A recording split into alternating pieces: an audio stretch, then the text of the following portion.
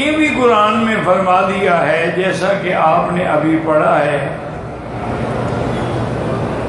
کہ جس دن شقی ہیں وہ تو ڈالے جائیں گے جہنم میں، لیکن آگے فرما دیا ما دامت السماوات والارض الا ما شاء ربک، وہ جہنم میں رہیں گے جب تک آسمان و زمین ہے، ہاں مگر اللہ چاہے۔ تو اب یہ ہے کہ کافروں کے لیے تو جہنم دائمی ہے، یہ قید لگانا کہ ما دامت السماوات والارض، کہ جب تک آسمان و زمین ہے۔ آسمان و زمین تو مثلا ایک دن ختم ہو جائیں گے، پھٹ جائیں گے، نہیں تو سوا مشقت،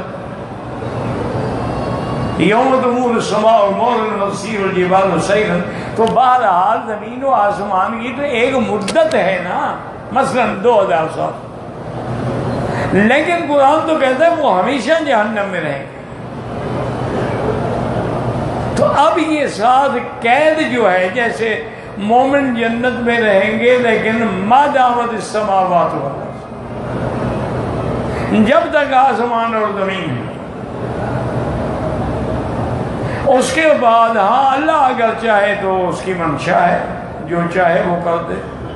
تو یہ ما دامت السماوات والارض کا کیا مسئلہ ہے؟ تو اس کو سمجھیں۔ ایک جواب تو یہ ہے کہ یہ ایک محاورہ ہے،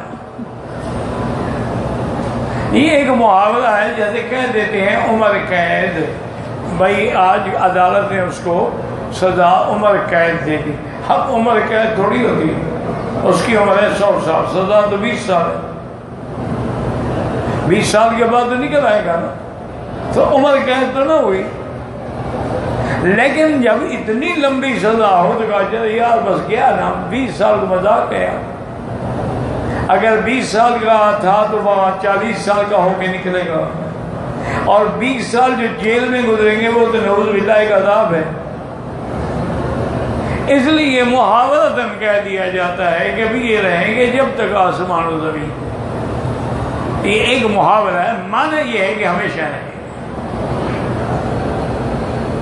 اور بعض علماء نے فرمایا کہ اس تعویل کی بھی ہمیں کوئی ضرورت نہیں ہے، بات یہ ہے کہ جب تک آسمان و زمین، تو آسمان و زمین یہ دنیا والے مراد ہی نہیں ہے،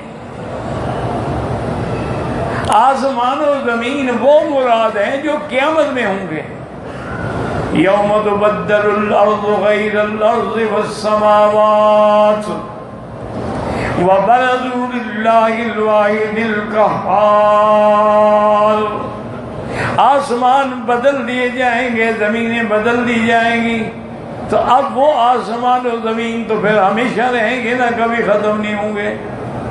آخرت میں جو اللہ آسمان و زمین بنائیں گے تو وہ زمین تو پھر کبھی نہیں ختم ہوگی، نہ ان آسمانوں پہ کبھی فنا آئے گی، اور اللہ کا جو عدل و انصاف ہے اسی زمین پہ ہوگا۔ حضور نے فرمایا ارض نقیۃ بیضاء، سفید چاندی کی طرح وہ زمین ہوگی، اور وہ زمین ایسی ہوگی جس میں کبھی کسی نے گناہ نہیں کیا ہے۔ تو اس لیے یاد رکھیں کہ ما دامت السماء، تو اب کسی تعویل کی ضرورت نہیں ہے کہ آسمان اور زمینوں سے مراد وہ آخرت والے ہیں،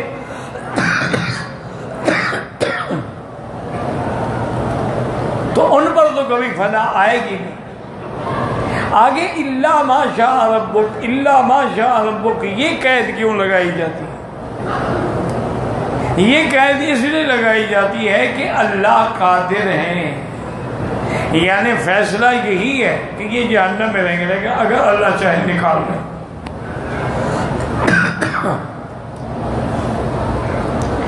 اللہ کی قدرت تو نعوذ باللہ ختم نہیں ہو گئی نا۔ مومن کے لیے ہمیشہ جنت ہے، لیکن اگر اللہ چاہے وہ جنت ختم، حالانکہ جنت فنا نہیں ہوگی، لیکن اگر اللہ چاہے آسمان آخرت میں ہوگا اور وہ فنا نہیں ہوگا، لیکن اگر اللہ چاہے، اس لیے یہاں اظہار کمال قدرت ہے، یاد رکھو۔ اس کو کہتے ہیں اظہار کمال قدرت. کبھی اس کی مرضی ہے وہ چاہے تو کر دے، وہ چاہے تو معاف کر دے. تو اس لیے فرماتے ہیں. اچھا اب اور مسئلہ یہ ہے کہ یہاں دو لفظ ہیں، ایک لفظ ہے ظفیر، ایک لفظ ہے شہید. کہ جب کافر جہنم میں ڈالیں گے لہم فیہا ظفیر و شہیق. ظفیر کہتے ہیں کہ جو آواز حلق سے نکلے یعنی چیخیں گے، اور شہیق کہتے ہیں کہ آدمی جب مصیبت پڑتی ہے تو اندر سے بھی آواز، سینے سے بھی آواز آتی ہے.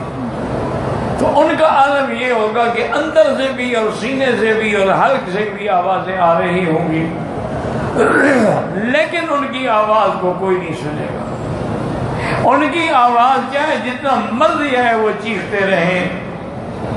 اس لیے حکم ہوگا کہ اصلوہا فاصبروا او لا تصبروا سواء علیکم. اب جلو جہنم، چاہے صبر کرو یا نہ کرو کوئی فائدہ نہیں، جتنا چیخ سکتے ہو چیخو.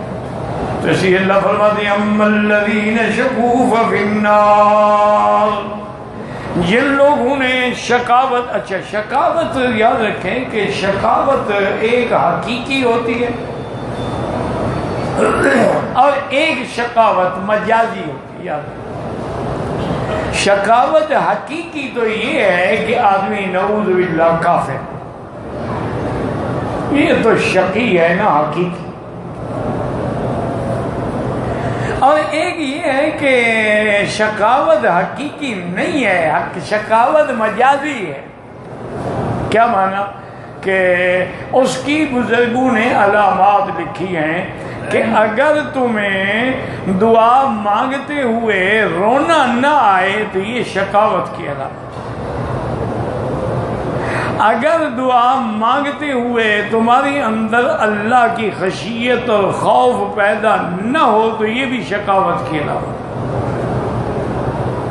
اگر کسی مسکین کو دیکھ کے تمہیں رحم نہ آئے یہ بھی شقاوت کی علامت. تو یہ علامات شقاوت ہیں دنیا کے اندر. اسی لیے حضور نے دعا سکھلائی ہے کہ اللہم کن بنا رؤوفا رحیما ولا تجعلنا شقیا ولا محروما. یا اللہ ہم پر مہربانی کا فیصلہ فرمائے، ہمیں شقی نہ بنائے.